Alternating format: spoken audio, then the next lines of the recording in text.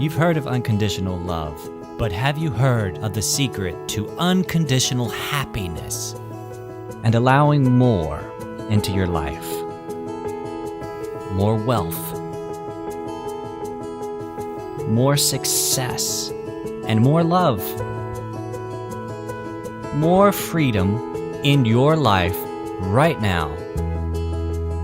Welcome to the Happy Bar with Israel Savage. I have a morning routine, and developing my night routine is not as strong as my morning routine yet. But my thing is I don't know how to stay present. The answer is almost always in the question or the statement of the problem. And you've just said, I don't know how to stay present. That doesn't feel good. And the reason that it doesn't feel good is that it's not in alignment with the way that your greater you sees you, the way that your greater you thinks about you. Your greater you knows that you know exactly how to stay present. In fact, there is nothing but presence. Your greater you is presence. You are presence. And so how can you not know how to be that which you are? Now, if you can frame this differently, and what I mean by that isn't for you to say something that you don't believe, because when you say something that you don't believe, you activate resistance, you activate disbelief and discouragement. The universe, your greater you, doesn't respond to the words that you say. It responds to the meaning behind the words. And so you can't say an affirmation loud enough or strong enough to fool your greater you or to fool yourself. But what you can do is start from where you do believe and soothe yourself into a better feeling, a more believing place. So if you want to start with what you believe and where you are and soothe yourself into a better feeling place, a more believing place, it might sound something like this. Sometimes I am distracted and sometimes I don't feel present. But sometimes I do. There have been times in my past where I have felt present. In fact, I couldn't yearn for something that I have never experienced. And so I know what it feels like to be present. I've seen it in others. And if there's one thing that I know for sure, it's that what we see in others, what we recognize in others or in art or in movies, we wouldn't recognize if it wasn't familiar, if we didn't see it in ourselves. I've experienced presence. There are times that I have more of a sense of presence and times that I have less. But something else that I know from my own experience is when I focus on something, I make more of it. And so if I focus on how hard it is to be present, then that expands. Then it seems to become more difficult as I place my attention, my focus on it. But I also know that that can work in reverse.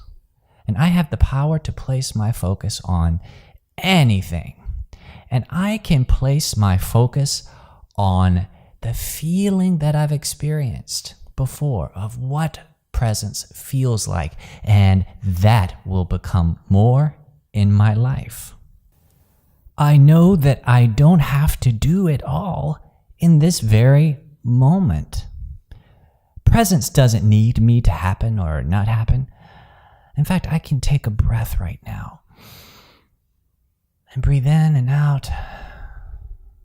And I can focus on my breathing, but I still breathe even if my focus isn't on it, because breath, life, is my natural state. And in the same way, presence is my natural state. It doesn't need my focus to occur, but I can place my focus on it and enjoy it.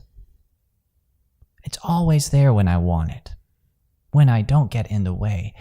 And it's natural to get in the way sometimes because we learn and we expand and we grow by bumping up against what we don't want. And every time I bump up against a moment or a space where I have placed a lot of resistance, a lot of doubt, a lot of thought that is not in agreement with my greater you, my greater self, I have clarified what I want. And that is presence, the experience of experiencing my true self. And so I can't mess this up. Everything is working for my good.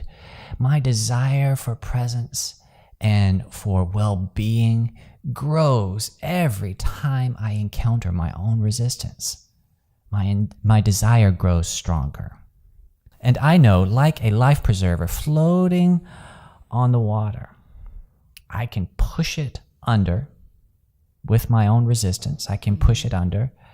But when I release it, it's going to float again. And that is what my desire for presence is waiting for, my allowing. And it's going to spill in the cracks because even if I held on with a death grip to my resistance, it can't continue forever. And in those moments when there is a crack in my resistance, presence will seep in and take its place. I don't have to release all of my resistance at once. Really, all I have to do is take a breath in this moment. That's all. And look for a better and better feeling thought. And as I reach for better and better feeling thoughts, I will reach a space of more and more allowing. I've got all the time in the world. And in fact, it's the journey of reaching and growing and encountering the things that I like and don't like, the things that I prefer and don't prefer. That's the spice of life, this wonderful journey that I'm on.